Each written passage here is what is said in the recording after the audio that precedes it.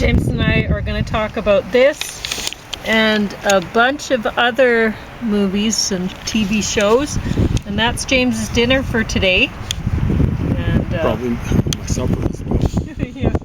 So it's the soup is that basically, but I took the chicken out for the dogs because they like that stuff. And there we go. I had to put plastic on the chairs because it, as you might be able to see, there's lots of snow. The chairs got wet. It's wet snow. Very wet snow. Very heavy. Not the shoveling off just this little part. Much less blow off. So I lucked out with this. I went to the library yesterday, and this was just on the returns card. And I thought, strikes again. I'd only seen the one. So I brought this back, and James and I watched it, and a lot of people have watched it because it skipped quite a lot. But it was still good for a lot of laughs. Yeah. I really enjoyed it. This, it's one thing, you know, we get a sense that there's not when we watch British, especially BBC, when we watch British programming, we get a sense that there used to be good actors in Britain, and what happened to them? But there are good actors in Britain, and they just don't seem to be getting the roles on BBC. But I mean, or on ITV. I think ITV is a British thing. James and I were talking about in this, Johnny English, played by Rowan Atkinson, who you might recognize him. He was Mr. Bean and what's his face? Blackadder. And I actually preferred Blackadder to Mr. Bean, but a lot of people preferred Mr. Bean. Anyway, and I said to James, well, Mr. Bean's really like a mime, almost, you know? There's not a lot of dialogue. She said that before, yeah. This show. Yeah. And then I'm looking at some of this, a couple of kind of like skits almost that he did within the show. In particular, I'm going, yeah, Pauline's right, absolutely right. He must have got training. He must have had training. Or just picked it up watching. Yeah. I mean, he's really good. Anyway, he's really good at a lot of things. Unlike every other mime stuff you're going to see, it's in context. Yeah. But, I mean, you look at him as Mr. Bean, you look at him as Blackadder, you look at him as Johnny English, completely different characters. None of them are particularly nice. I don't think you'd want to know any one of them. But he's very good. Very good. And we were talking about, in this show, Johnny English has a sidekick that he's working with, right? That's usually good for comedy teams, for there to be two people. A straight guy and then he's not the straight guy. So his partner, who's like an underling or whatever, he serves him kind of thing. He's a prop or something like that. Oh, it's a grilled cheese sandwich. Oh, so it's you're a gonna sandwich. Yeah, he's Professor T. And when you look at him in this, and you look at him as Professor T, you go, wow, those are completely different characters. So he's a great actor too. That's not to say I like the last Professor T season 4. That's not good. But it's not his fault. That's not his fault. Writing, producing, directing. Yeah. But I look forward to seeing season 5. I hope it's not like season 4 was. But anyway, and I would love there to be more of these Johnny English shows. This was so funny. I laughed and laughed and laughed. Yeah. So good. Well worth top of the stack. With the Professor T, he's playing everything with a straight face pretty well. Yeah. It's just, you get the emotion from what he's wearing and all the obsessive things that he does, right? Yeah. But he's not really showing it on his face or really speaking it much. Mm-hmm. Here, He doesn't show much. Now, the thing with the way Rowan Atkinson acts, it's just like a mime. You're seeing nothing off of his face, right? Yeah, which is interesting that he's not the straight man in this, and it works, right? Or oftentimes the straight man Yeah. is the one who shows. And think about it. Maxwell Smart. You know, people are rolling their eyes. Oh yeah, you're right. You're right. Yeah, It's you're Barbara right. Feldman going, Max, we're 99. Yeah. And the chief, what does he say? I don't know. But oftentimes it's just him rolling his eyes or whatever. Yeah. Yeah, you're right. But Now understand, the guy who plays Professor T doesn't go overboard, overreacting or anything like that. in the role he played in It's this just one. kind of him scurrying around trying to fix things up or whatever, you know. Yeah. And honestly, I can't remember his name in this. It was something like Rowan Atkinson's character used the guy's last name, I imagine, right? Bond or something? What was it? It'd be funny if it were Bond. I don't know what, I but can't remember. anyway, It but doesn't he matter. did at one point. He used well, actually, somebody else used the guy's first name, so you got to learn what it was. But I forgot. I wasn't paying attention at that point. So Now, I gotta admit, I fell asleep during it, but I'd just eaten and I'm on a couple of meds that make me sleepy, so it has nothing to do with the movie. So, as I mentioned before, when I make this stew, I've just been making it with potatoes and this mix, and then putting the pot up with tomato juice from seeding the tomatoes that I've been canning like crazy, trying to keep on top of it. And then I'd fried up some onions to go with the dish that I'm making for canning the tomatoes tonight. And then I put that in, and then I just heated that up and added that to, so it made a good soup for James. And well, did it make a good soup for James? It's very good. There you go. I'm glad you mentioned that was in it because I noticed it. Oh, did I miss a piece of chicken? Just one. I was chowing Tried it so down. hard. Yeah, I don't like eating meat.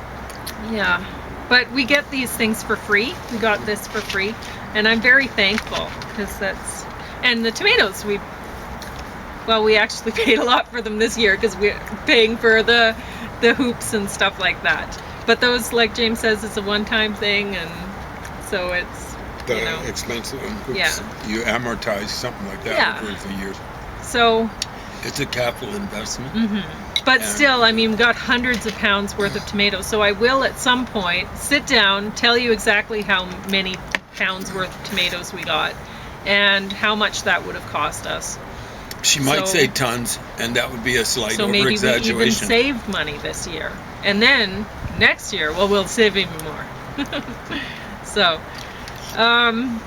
Elio, Disney Pixar, got second in the stack from me. I thought the animation was good, the story was kind of cute, whatever. The animation was impressive. Yeah. But James what liked did James do during the middle of the movie? Sleep. And then woke up. I actually walked out on it. Oh, he did. Okay. So there, but it's a kids movie. Whatever. I didn't think I'd be able to sit or sleep through it. But it was reasonably well done. Yep.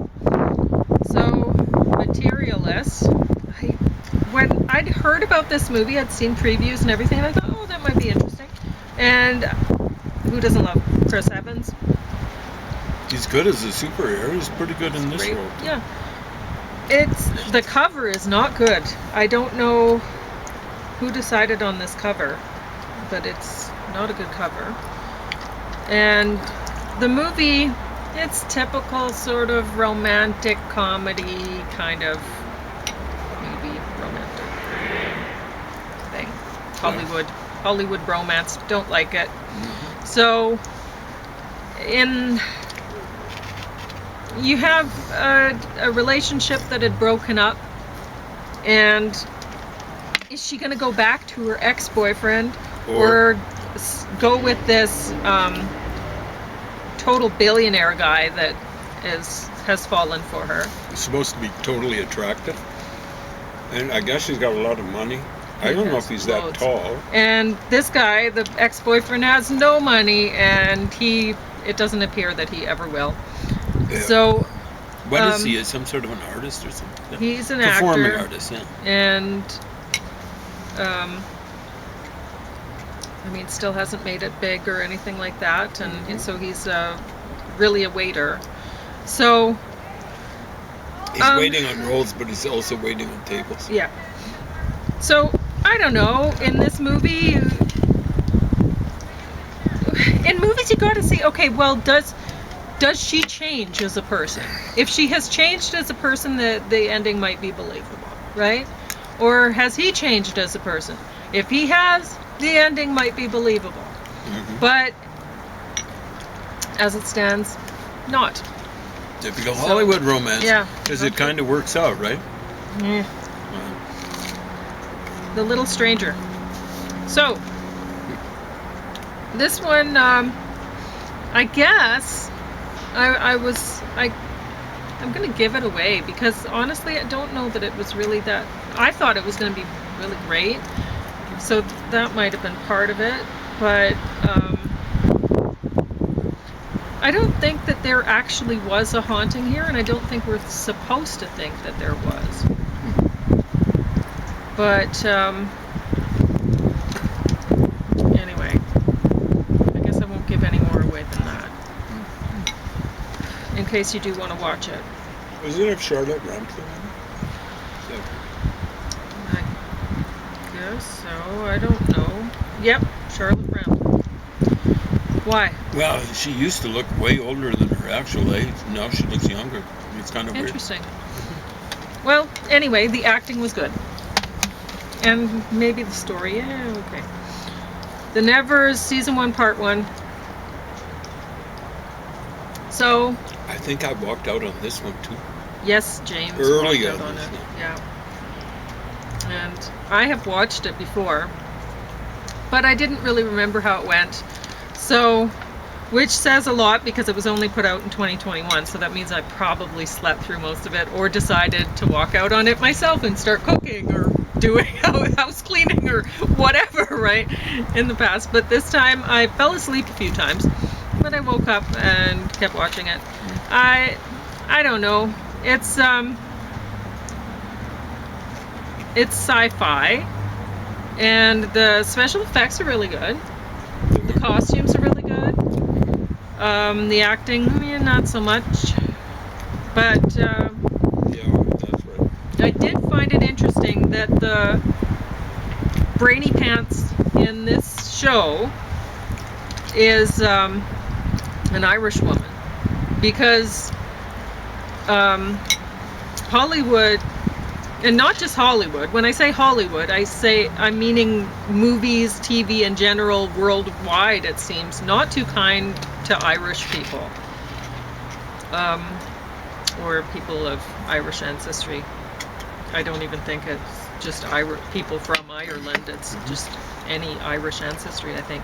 Anyway, so I found that interesting that she was a smart person, but so she's like a scientist. She kind of like Tesla or something. She can see how Ahead of her electricity time, moves, and yeah. so she's able to come up with inventions because she has this kind of superpower or whatever. And so there's the story is August 1896, Victorian London is rocked to its foundations by a supernatural event which gives certain people, mostly women, abnormal abilities. So that's what it says on the back. It says, and it's suggesting some men, but the only men that I saw getting superpowers were men of color.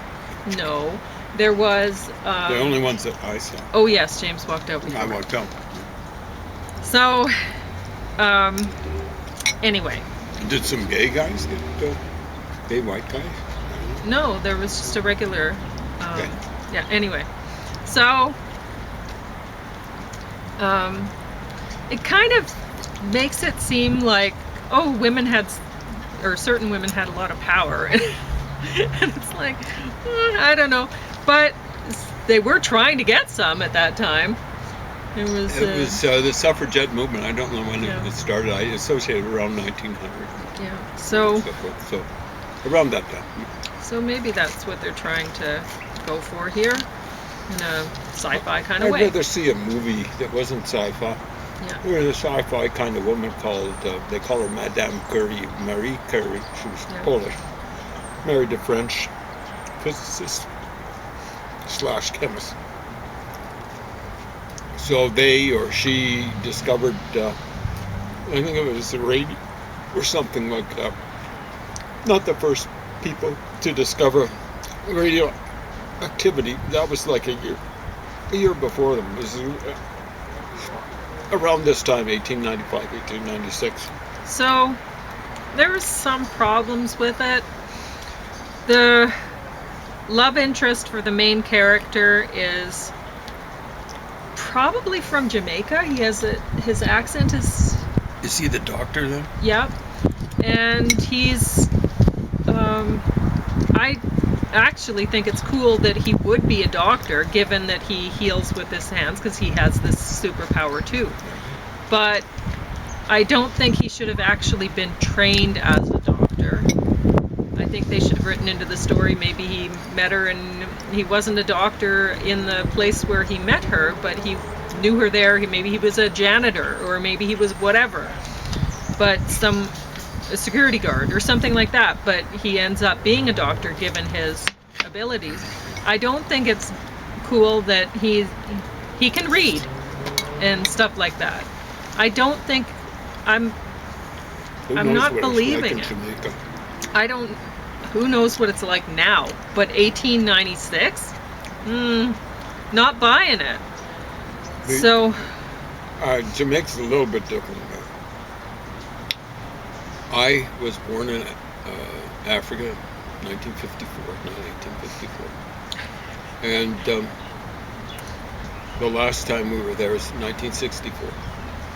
They were going to integrate schools, and you had Africans or black people, whatever. Would you say Africans? I don't know. Who were in grade 1. They were 18 years old. That was 70 years after this stuff is supposed to be, not quite.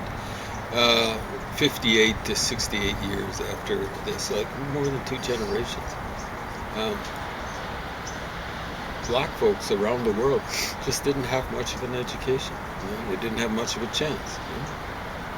But like if you're going to do period pieces like that, get something real, for Pete's sake, as a basis for it. Don't be going around making things up any more than you have to. all right, so NCIS Sydney season 2.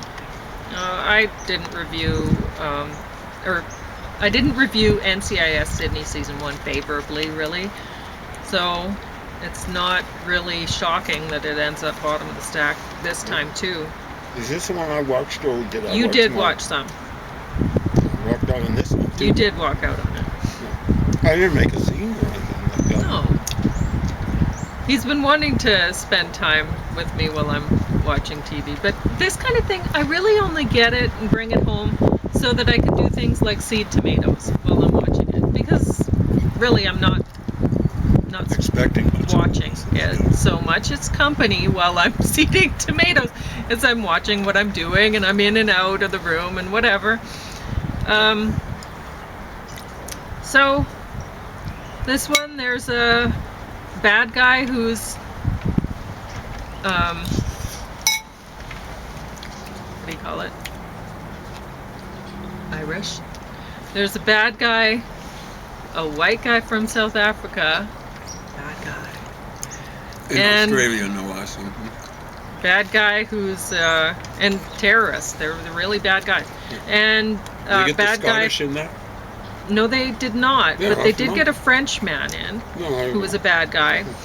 So I don't know. It's pretty lame. I don't understand why the 2 people who are from the United States. I don't understand why anyone is from the United States in this, but in Australia, yeah. yeah. And they're but- kind of bosses. At least one of them is. But anyway, the 2 people from the United States have brownish skin. I don't know why. There's only 2 from the United States, and it's like, whatever. If you're going to have brownish skin And in a thing from Australia, make it Aborigines or whatever the. yeah, why not? You have an opportunity here to employ natives from Australia in these roles, and they're not in here? Why? Anyway, it's a lame show. It's just stupid. I don't know why anybody would watch it. So, anything else to say, James? Yeah. No. Okay.